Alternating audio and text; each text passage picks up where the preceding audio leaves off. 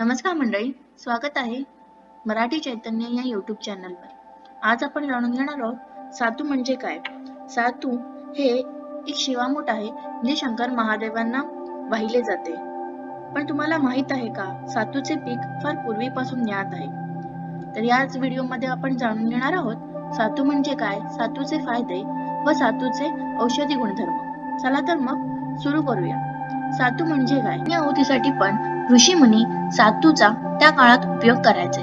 म्हणजेच प्राचीन काळापासून याचा उपयोग आहारात केला जातो. सातू हा गावासारखा दिसणारा पण थोडा वेगळा आहे. सातू हा भारतामध्ये उत्तर प्रदेश, बिहार या भागात जास्त, तसेच गुजरात, राजस्थान, ओडिसा येथे पण याचे पीक घेतले जाते. सातू वनस्पती सरळ वाढणारी आणि काटक खोडाची असते. उंची साधारणपणे 0.6 ते 1.2 मीटर. गव्हासारखी दिसणारी, पानांची संख्या कमी, पाने एकाच्या वर एक सरळ रेषेत असणारी आणि ध्वजपर्ण ओंबीच्या जवळ असते. ओंबी 5 ते 6.25 सेंटीमीटर लांब आणि घट्ट असते. ओंबीमध्ये दाण्यांच्या 6 रांगा किंवा 2 रांगा असतात. तसेच ओंब्या प्रशुकयुक्त किंवा प्रशुक विरहित असतात. सातू पिकाची लागवड दाण्यासाठी करीत असत व त्याच्या पिठापासून खाद्यपदार्थ बनवित असत. आजही उत्तर भारतातील राजस्थान व उत्तर प्रदेश या राज्यांत बहुसंख्य गरीब लोक सातूचा आहारात उपयोग करतात. कधी कधी गव्हामध्ये सातूचे धान्य मिसळून एकत्र दळून पिठात ते भेसळ करतात. सातूचे फायदे. सातू हा थंड, जठराग्नी प्रदीप्त करणारा, हलका, कफ व पित्तनाशक, वृक्ष, बलवर्धक, वायुवर्धक, शरीराचा रंग टिकवणारा आहे. तसेच सातू हा कफ, घशाचे रोग, त्वचेचे रोग, पितृ, मेद, सर्दी, दमा, रक्तविकार इत्यादी रोगात गुणकारी आहे. लघवी साफ होण्यासाठी व विद्यार्थ्यांसाठी सातू अत्यंत फायदेशीर आहे. ज्यांना अतिस्थूलता, मेद, जास्त चरबीचा त्रास असेल त्यांनी सातूची चपाती किंवा भाकरी सोबत ताक, मेथीची भाजी हा आहार चालू करावा.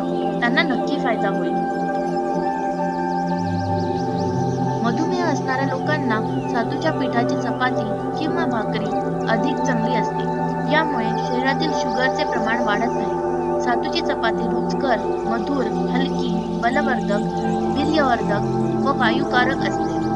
सातूचे औषधी गुणधर्म. सातू व मुगाचे पाणी एकत्र करून प्यायल्याने आतड्यातील दाह शांत होतो व अतिसार ही कमी करता येतो. भाजलेल्या सातूचे पीठ थंड पाण्यात कालवून त्यात तूप घालून प्यायल्याने तृष्णा, दाह आणि रक्तपित्त हे विकार दूर होतात. सातू जाळून तिळाच्या तेलात खळून लेप केल्याने भाजलेल्या जखमा बऱ्या होतात. भाजलेल्या सातूचे पीठ आणि ज्येष्ठमधाचे चूर्ण भाजलेल्या तुपात मिसळून त्याचा लेप लावल्याने त्वचारोग बरा होतो. सातू, तीळ आणि साखर समप्रमाण घेऊन त्याचे चूर्ण बनवावे. हे चूर्ण मधातून घेतल्याने गर्भपाताचे भय नाहीसे होते. सातूचे पीठ व साखर समप्रमाणात घेतल्याने वारंवार होणाऱ्या गर्भपाताला प्रतिबंध बसतो. धन्यवाद. आज आपण जाणून घेतलं सातू म्हणजे काय. तुम्हाला ही माहिती कशी वाटली हे कमेंटमध्ये नक्की सांगा. तसेच तुम्हाला अजून कोणत्याही धान्याबद्दल माहिती हवी असेल ते सुद्धा कमेंटमध्ये सांगा. हा व्हिडिओ लाईक करा, शेअर करा आणि सबस्क्राईब करा मराठी चैतन्य या यूट्यूब चॅनल.